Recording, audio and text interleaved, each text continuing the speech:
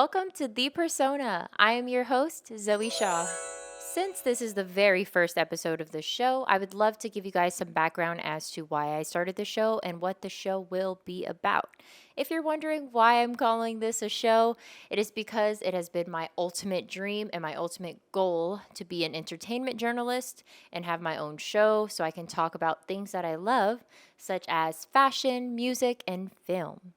I just recently graduated college with my journalism degree, so I felt like now was definitely the appropriate time to start this show. I am so excited to see where this channel will go, and I have so many exciting things planned for it. We have quite a bit to cover today, so let's get started. Today, we will be discussing my favorite parts of the Barbie movie, as well as connecting that to girlhood and the teenage girl experience. First, I would love to talk about the set design and the costumes because they were gorgeous. The set was honestly so much fun to look at, especially the beginning of the movie when we mostly see Barbie Land and the Barbie Dream House and everything that it has to offer.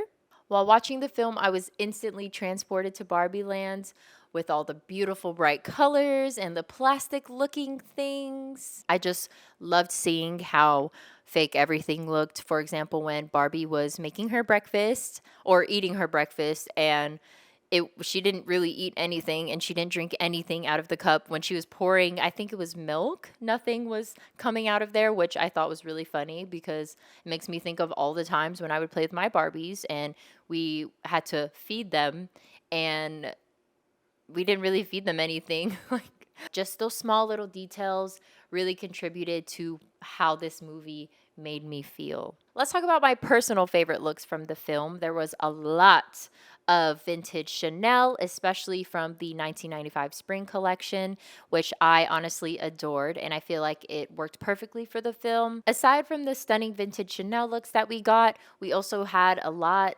of time traveling aspects within the fashion. There's a lot of 50s, a lot of 60s, a lot of 70s, and also some Barbie references from all of her cute looks that she's had. I mean, Barbie has been a fashion icon for many decades, so it only makes sense that they were to pay homage to those looks. I appreciated the humor in this film so much, honestly, with the subtle jabs, but not so subtle, at modern society and the patriarchy. I feel like when movies try to be woke, I guess, if that's the right word, it usually doesn't translate very well and it's usually seen as corny and I don't know, distasteful, but I do feel like the Barbie movie did a great job at sending those messages. One example from the movie that was probably my one of my favorite scenes and it made me laugh so hard was when the Barbies they took back the Barbie government in Barbie Land and one of the Kens had asked President Barbie if they could have just one singular Supreme Court justice. And President Barbie was like, yeah, no. And she offered them a much smaller role, which I feel like is very, very common with men in power and with women in power. We are often offered smaller roles. In my personal opinion, I think this was a very fun and fresh look on a feminist movie, just because it was packaged in a lot of funny but true jokes about gender inequality. I definitely feel like the film could have said more and done more, but I do feel like Mattel was probably holding Greta back. Although this film sent many messages about the patriarchy, I do think some people have failed to realize that there are more layers to the film than they think. I definitely don't think I'm the only person with this perspective, but I do feel like it should be talked about more. There are just so many things that can come from this movie without it just being about the patriarchy. I'm very passionate about this movie and I know that there are multiple layers and that it's a complex feminist movie, I would say. So I want to get into that by talking about the plot a little bit more, but I won't go too deep into it because it's been a month and I'm sure a lot of people or more than half the world has already seen the movie, so I feel like there's no need for me to talk about every little detail because I'm sure everyone's gotten every little detail. So I'm going to keep it very brief. Barbie was living the most perfect life with her perfect hair and her perfect clothes and her perfect house and her perfect friends and her perfect everything until she was met with the thoughts of death. Once she started experiencing those thoughts, she was met with a series of unfortunate events the very next day. Once she visits Weird Barbie tells her that she has to visit reality, the real world, and see why she is experiencing those thoughts. However, when she arrives, she is caught off guard by this overwhelming feeling of being objectified. And she is honestly, quite literally, hit with reality. And when Barbie returns to Barbie Land to report this news to the other Barbies, she returns with Gloria and Sasha, the mom and daughter. She finds that Barbie Land has turned into Ken Land, and it sends her into a downward spiral. She talks about never wanting anything to change and has a complete meltdown and says that she is just going to give up. This part reminded me of when I was a tween/teen and how change was so terrifying to me and how I felt when I was reaching puberty and how my body and my mind was changing so uncontrollably and there was literally nothing that I could do to stop it. To see Barbie, a literal doll, have these feelings of insecurity and self doubt was honestly just a reminder that everyone feels that way at some point. This part in the movie also reminded me of the time in my life when I was forcing myself to grow up, which I feel like is a very common experience amongst teenagers. As children, we are filled with so much joy and energy and confidence, and it's all fueled by our large imaginations that we have at that time. But at some point, we just kind of lose that. After some time, we grow up, we ditch our Barbies or whatever toy that you were playing with, and we also lose some of that positivity with it. When Barbie encountered those high school girls in the movie, they told her that they hadn't played with Barbies in years. And Barbie looked so upset and she looked so sad and defeated. And she sat there wondering why would they give something up that gave them so much joy? She thought she was doing something great for the world. And it makes me wonder, why is it such a common experience to be a teenage girl that loses their sparkle? What makes us feel this way? Could it be the long list of expectations that we are required to follow? This is a perfect moment for Pillow Talk. Pillow Talk is a segment that I would like to include in most of my videos where I interview people and get real life experiences, as I feel like those are so important to include in discussions like these.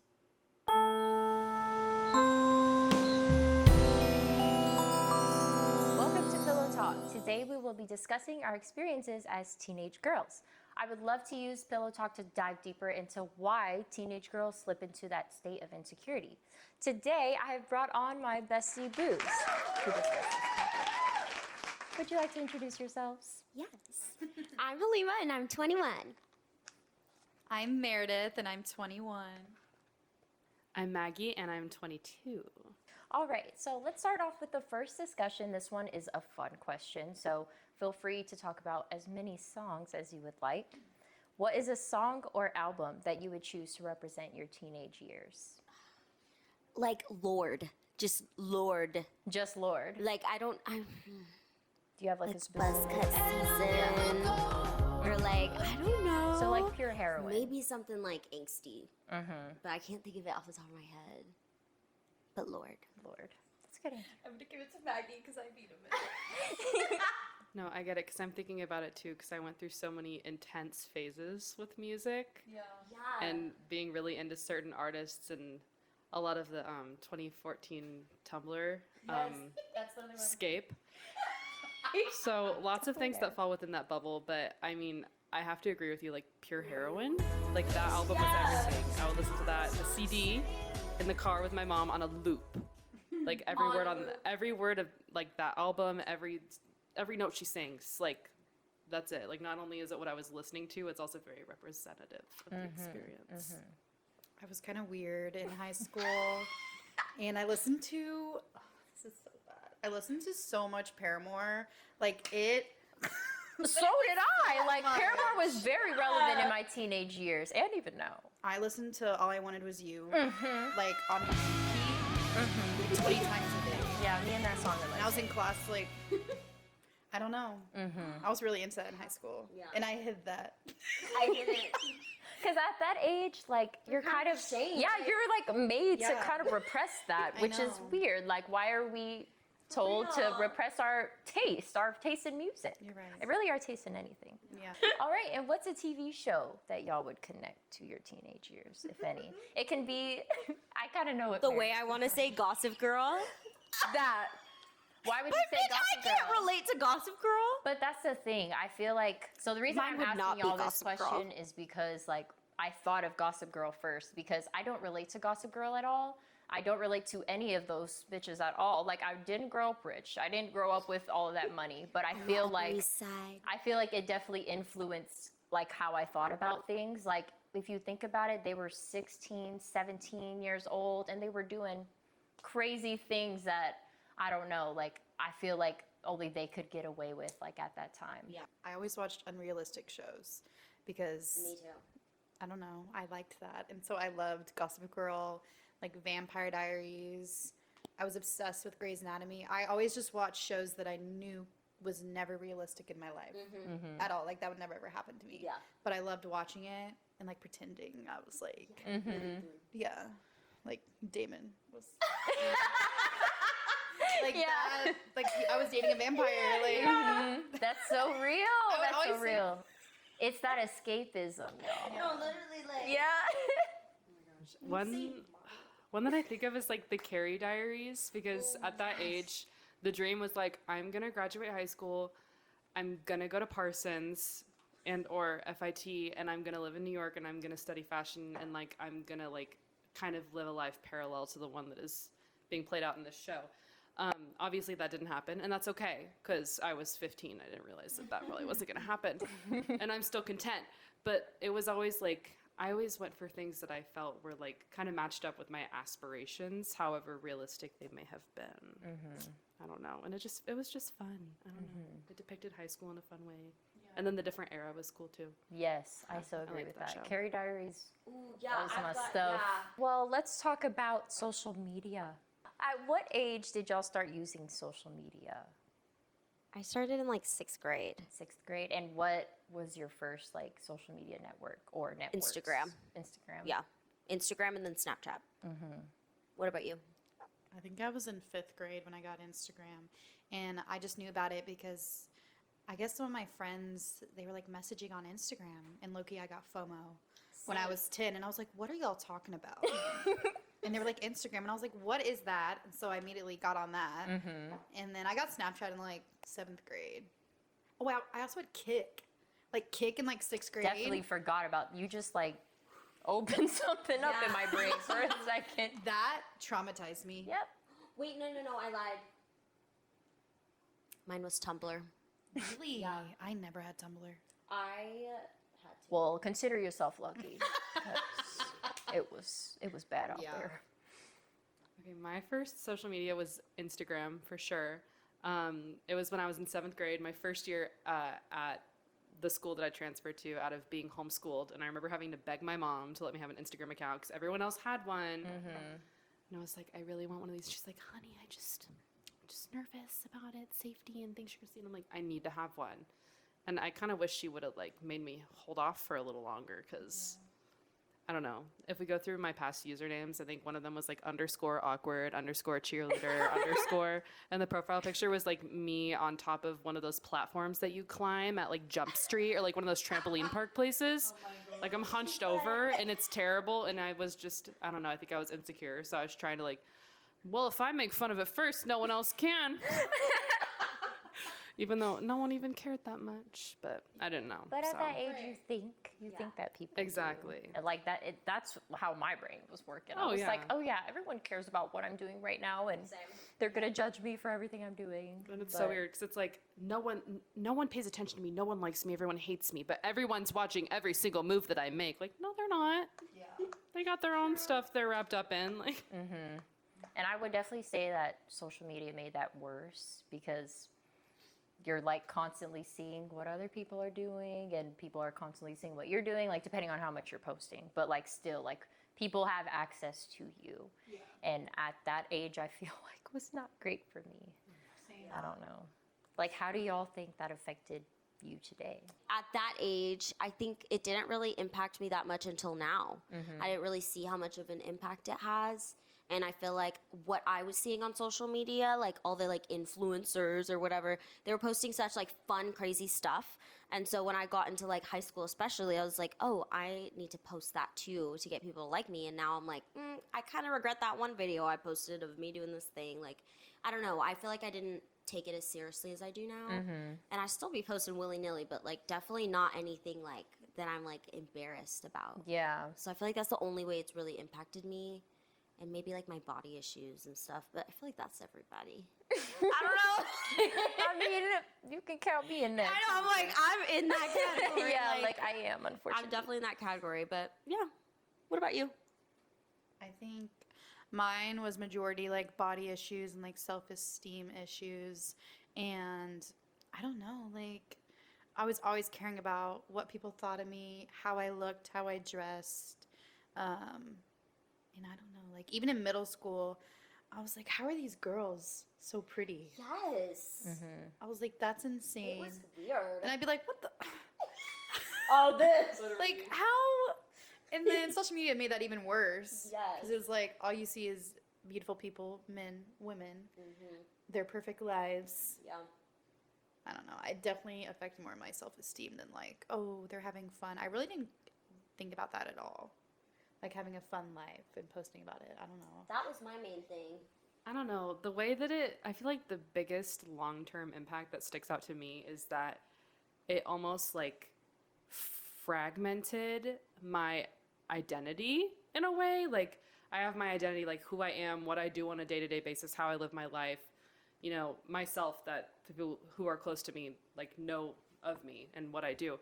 And then it felt like I had to kind of like separate part of myself and like try and make it a certain way that didn't always necessarily line up with who I am and who I really am. But I had to like be able to present a certain way in order to feel like, okay, I'm doing this right.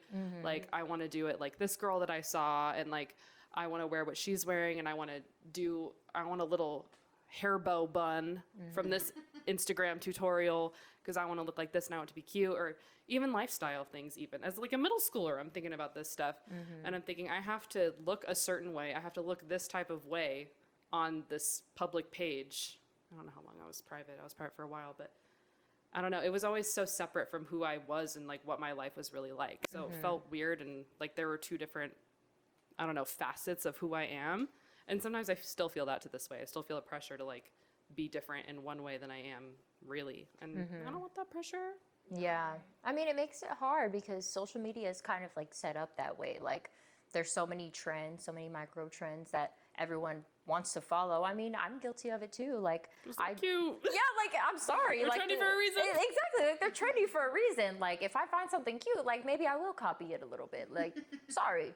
But like I don't know, like social media just sets it up that way for us to kind of like be like, okay, I'm gonna identify with this now, or I'm gonna try to make my aesthetic like this because this is what everyone else is doing. Like maybe not everybody does that, but like subconsciously, even when I try not to, I'm still consuming that media constantly. I'm still seeing it everywhere, like no matter if I don't want to or not. Like it's gonna be on my For You page. It's gonna be on my Explore page, whatever. So I don't know. It's just interesting to think about.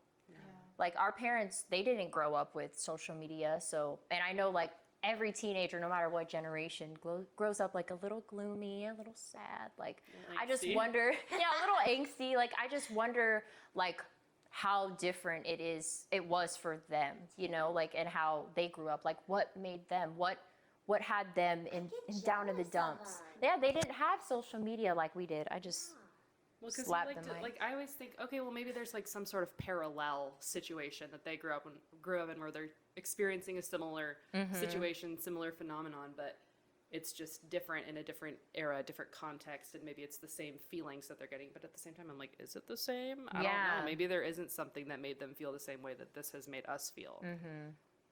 So interesting. Like I think about that a lot, like with how I grew up versus how my mom grew up. or my dad. My last question to wrap this whole thing up, what would be a piece of advice that you would give to your teenage self? I would tell my teenage self that everything is okay. You're good, and life goes on after all this anger and sadness. And just because you screw up doesn't make you a bad person. Because I screwed up a lot as a kid, so I feel like, and I would always like be so hard on myself about it. So I would tell her, just don't be so hard on yourself. Live your life, but maybe chill out, dude. Like, I was crazy. I just needed to tell myself to, like, grow up slower. Because I was so quick to grow up, and I was so quick to be an adult and, like, do all these things that all these people I saw were doing. And I was only, like, 15 or 16 doing all this crazy stuff. Like, I just needed to, like, definitely grow up slower. Because now I don't get a chance to go back and grow up slower. So maybe, be mindful of how fast you're progressing in that type of way. Because I don't know, you might regret it. So that's what I would say. And I would say you're slaying. Yes. I would tell myself to not care what anyone else thinks, or to try to not let it affect me as much as it did growing up.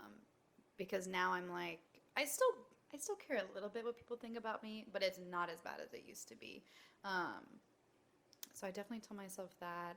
I'll tell myself to slow down. Yeah.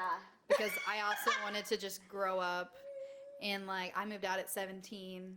Like I wanted to adult fast, and I just wish I could tell myself to slow down.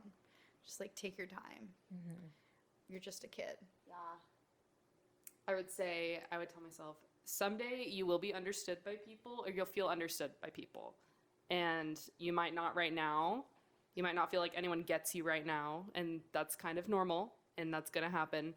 But like as you get older and as you get a better grip on who you are and get a better grip on how to gauge others, you're going to be able to interact with people and actually feel like you can grow closer to other people, and they're going to get you when this whole time you have felt like no one gets you and no one understands what you're talking about, or like the things that you care about. Like that's going to change someday. Just hold off. You're in a small little baby bubble, and that's okay.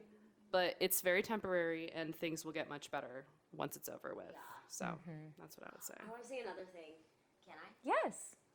I would say it's okay that you don't have a boyfriend or any boys that really, really like you, because I didn't have that growing up until I was like 18. Like, and I was just so caught up about it. Like, I kind of giggle now. I'm like, why was I so, like, I would think about it every day. And I was so sad that I didn't have a boyfriend. Like, it sounds kind of silly, but like, Nope, I had really that was, too. like every day that I didn't have any boy talking to me, which was like every single day. Like, I was just so upset about it. And now I'm like, whatever, like, who cares? I'm able to have fun with myself and my friends, and it's all okay. And men aren't all that great, or whoever you like. I would just always be thinking about, I don't have that. And just cherish what you do have, because one day you won't have that anymore. You won't be able to be by yourself. Right. So that's the big thing for me. Can I add to the boy thing? Yeah. I was gonna add. Yeah, I'm going to add too, so. We'll go down the line. Question.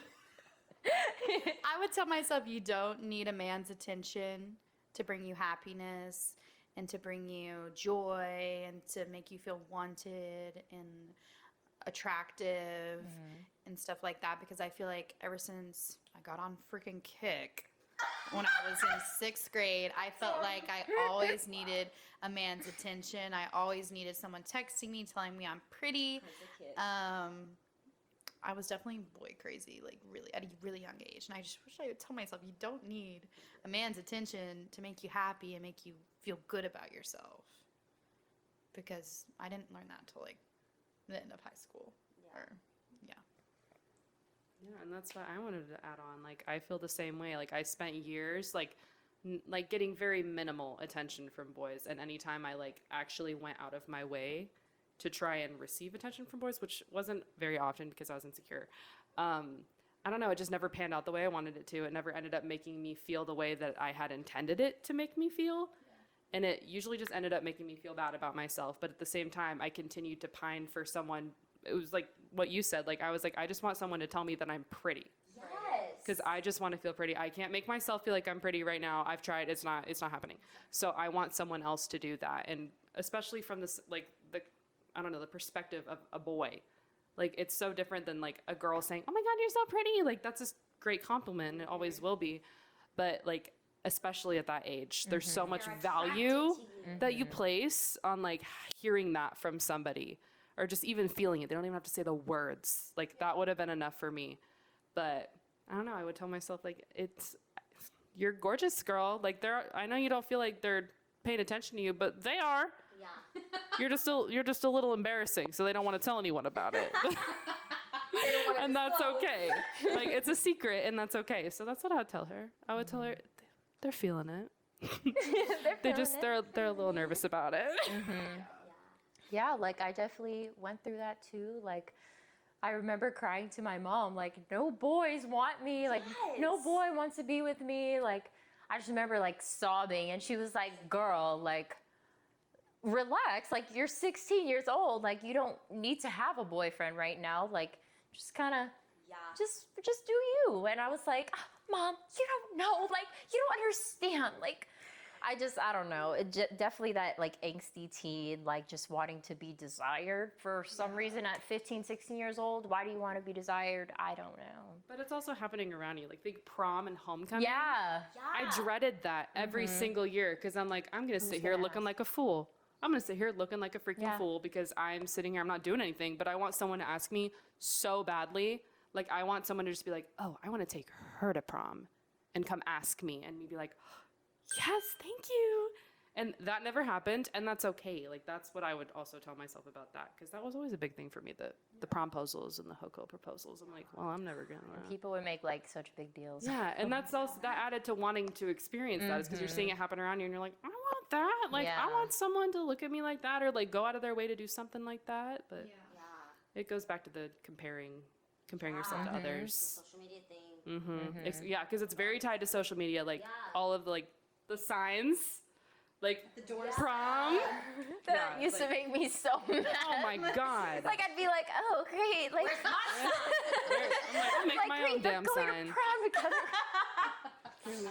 I was gonna say, this whole boys discussion brought me back to like a very crucial part of like high school for me, was like being a minority in a mostly white school. Because like, I feel like when I was like in it, I like made myself think that was why no boy was liking me. And I feel like a lot of people can relate to that, as like, even though that might not be the reason, and it might be, I don't know, but I just like so thought like it was probably because of my race, or like they don't want like a minority girl, like they're looking at all the other bitches and not me. And so then I had this whole other struggle that didn't even have to do with boys, but it kind of stemmed from that, is because, and then I had this like dilemma with my like race and ethnicity and everything.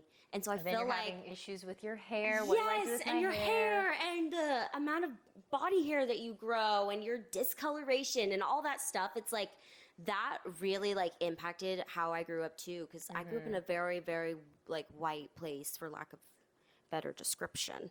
It was just a very white place. And so I feel like all the years when people were getting asked to homecoming, and I was the only friend in my friend group that was going alone with like another friend or something, like I totally always thought back to race, and like just, I don't know. I thought that too, you because know? like, I hate to say it, but I wasn't the beauty standard like in high school. Yeah, you're I'm sorry, but like in my environment, like I was definitely around a lot of white people. So like at that time, like in middle school, especially before my school started having more diversity, it was like, oh, no boy wants to be with me because I am nowhere my hair's near, curly and my eyebrows are curly bushy and big, and I have tan skin, and I look nothing like the most popular girl at school. Yeah. But once my school started to get more diverse, things changed a little bit. Yeah. But like, it was definitely a struggle, so I definitely relate to that. Like, Yeah. a lot. We were talking about it the other day. I had like the opposite experience. I like grew up with more diversity in like elementary school, and then it like lessened as I like got older. And that's so just, I would tell her like, don't be thinking all that crazy stuff. Like, Like, be secure in Yes. yourself, like I promise. like the curly hair's cute. yeah, girl, like, it's fine. exactly. Because now we know what to do with it. So. Exactly. Now we're slaying. So, Exactly. Yeah. But I don't know that. And I feel like, again, like this also, like everything that everyone just said all ties back to social media and like, Yup. how that affected our generation as teenage girls. Like, even now, like the generation below us, like I be feeling so bad for them too. Like, because they're iPad kids. A lot of them are iPad kids. They're so Cocomelon kids. yes, like they're constantly looking at their screen. So like, it's a lot to think about. Well, this was a great pillow talk, y'all. Thank you so much for joining. Thank you for having me. I had so much fun. Thank you, Zoe. I love you. I love you. Thank you so much for letting us be a part of this. It feels very special. Of course. I love you guys so much. We love you. And thank you for tuning in to Pillow Talk. I hope that people can deeply connect with this video, as I feel like girlhood is such a complex experience. Everyone has a different experience, yet we can still relate to each other just on different levels. Well, that concludes the end of the very first episode of The Persona. Thank you so much for watching, and I hope that you continue to support the show because I have so many exciting things planned for it. Until next time, I am your host, Zoe Shaw.